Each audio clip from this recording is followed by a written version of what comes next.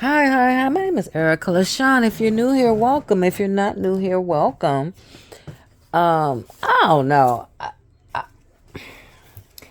I, wa- I wasn't gonna talk about this, and in a different video, I slipped out, and I'm like, whatever. So I'm gonna talk about it now, cause it's popping. I guess. All right. So I'm gonna make it really short, and this story is still in the making or whatever, but. I'm talking about Ray J. I know. I really don't do. I love tea mess. I'm here for it. I'm that girl. But that's a whole other lane. I have my own lane, and there are dozens of content creators that do the hard work that I enjoy and love so much. Thank you, guys. Anyway, Ray J. Let me tell you something. Th- Let me tell you something, Ray J. On January 5th, December, don't make, see, Ray J, see, now I got to put this down on wax. Nah, for real. All right, so basically,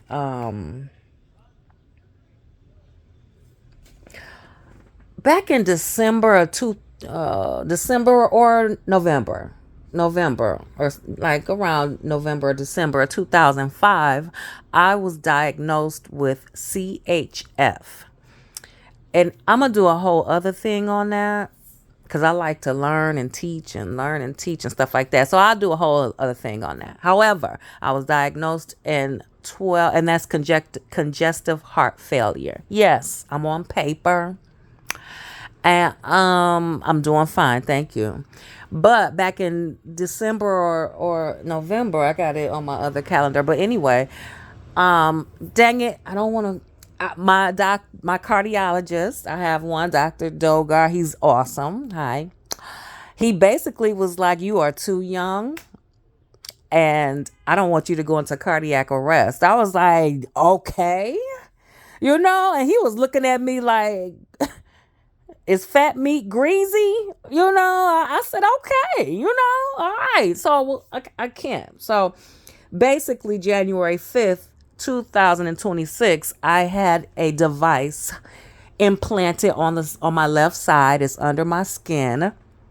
It kind of resembles it kind of looks like if a woman had a compact, like her foundation, her compact, the circle thing with the mirror in it.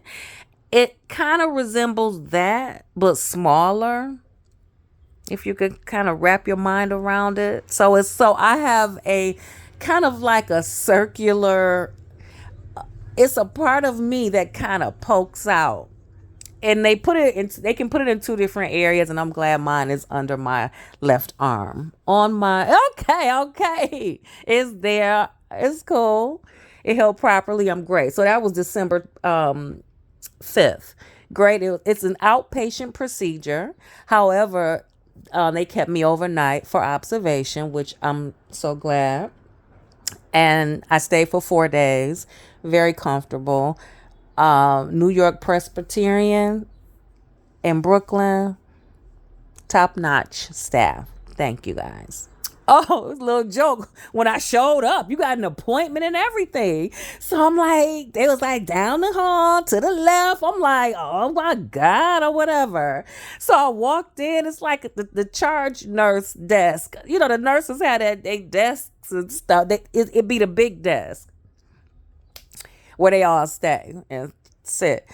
And the guy said, I didn't know what to say, really. So I said, I have an appointment?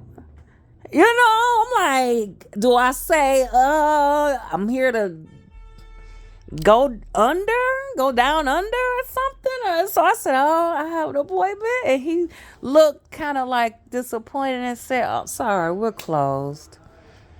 And I just was looking at him, and I was like, so that icebreaker helped. Thank you, nurse. I was like, and then okay. Anyway, moving forward, It's there. It's so like futuristic. I'm proud of it, and it's like a life. It's like a little walk. It's like a life insurance policy. That's what my cardiologist told me. He said, "Think of it like that." I'm like, "Yeah." In the event something go down or whatever, I will get shocked. So it's not this that like that you rub the thing together and be like clear, boom, like that. So it is a defibrillator, but it's not a pacemaker. I ain't doing another video on this. I'm already talking about it now anyway. So if I go away, and I got pictures for my family and my friends so they could kind of visualize it and see it. I have something that it looks like a cordless phone base. And there's another device that sits on top of it, kind of like a cordless phone would. And I had to take that, hold it up to my side, sync the information. And in the event something goes down or whatever, New York Presbyterian in Brooklyn will know it. They'll be ready for me and stuff. So nobody has to be like, is there a defibrillator here? Is there a defibrillator here? No thanks. I got one. Okay. Anyway, and when I go to the airport or metal detectors, I can only go through the ones that look like the football goals. And another male nurse, he gave me that one. He put his hands up like touchdown. I was like, yeah. He said you can go through those. He said, but when you go through the airport, you can't go in the one that you get in and it does a 360 on you. And you hold your arms up. Can't go through that one. And I can't go through like a normal, just the football thing and the one around. No, I can do the wand. And I have like a card. Please. Please. Anyway, and if I go anywhere, if I'm staying longer than 2 days, the cordless phone looking thingy base thing has to go with me. Okay. And you can feel it. Anyway. Ray J. Sorry, I digress. I'm not even doing a video on it. Unless you want me to. Nobody talks to me. Sometimes. Hi. Anyway, Ray J. I hope you're not putting 20 on 10.